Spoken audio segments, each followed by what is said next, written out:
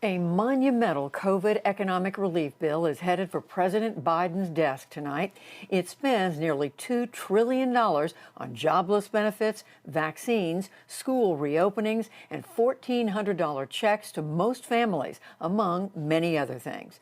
Final approval came in the U.S. House of Representatives, split almost entirely down party lines over how much aid is really needed.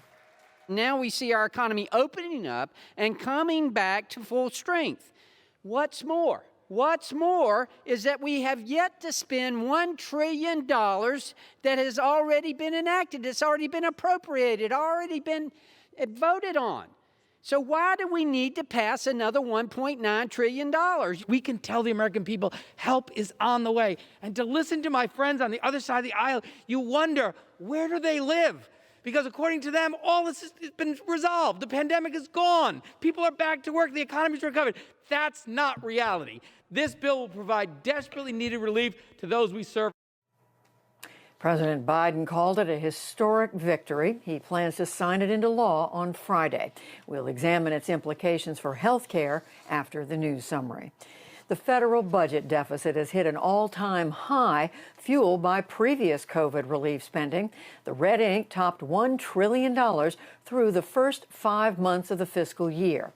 That shatters the old mark by $350 billion. The federal government is buying another 100 million doses of Johnson & Johnson's COVID vaccine.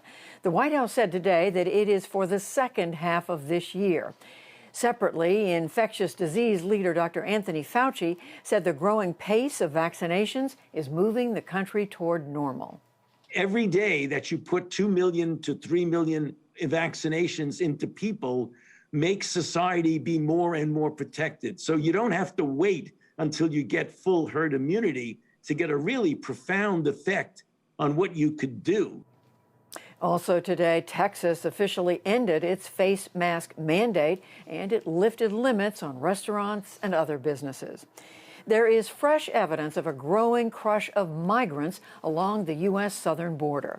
New numbers show more than 100,000 people tried to cross illegally in February. That is up 28% from January, and the most since mid-2019. It is also taxing detention facilities to the limit. The U.S. Senate today confirmed federal appeals judge Merrick Garland for Attorney General.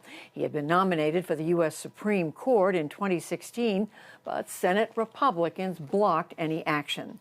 The Senate also confirmed Ohio Congresswoman Marcia Fudge as Secretary of Housing and Urban Development and Michael Regan to head the Environmental Protection Agency. President Biden's top diplomat is set to face off with Chinese officials for the first time. Secretary of State Antony Blinken will meet with his Chinese counterpart and others next week in Alaska.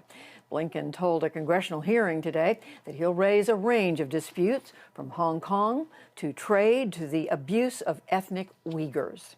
This is an important opportunity for us to lay out in very frank terms the many concerns that we have with Beijing's actions and behavior that are challenging the security, the prosperity, and the values of the United States and our partners and allies.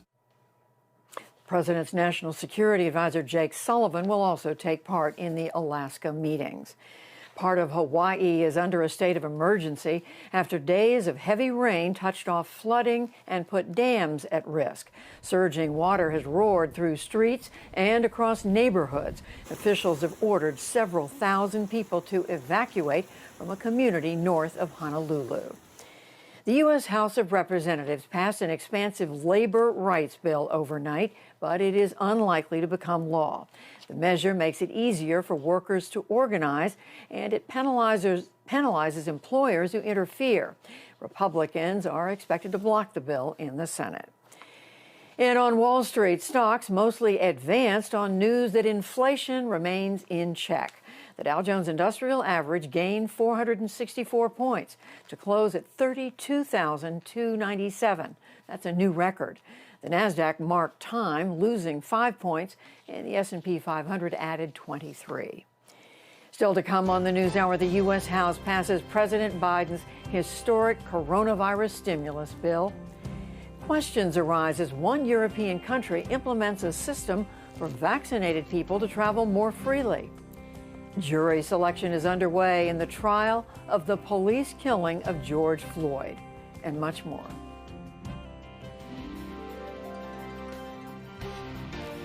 This is the PBS NewsHour from WETA Studios in Washington and in the West from the Walter Cronkite School of Journalism at Arizona State University.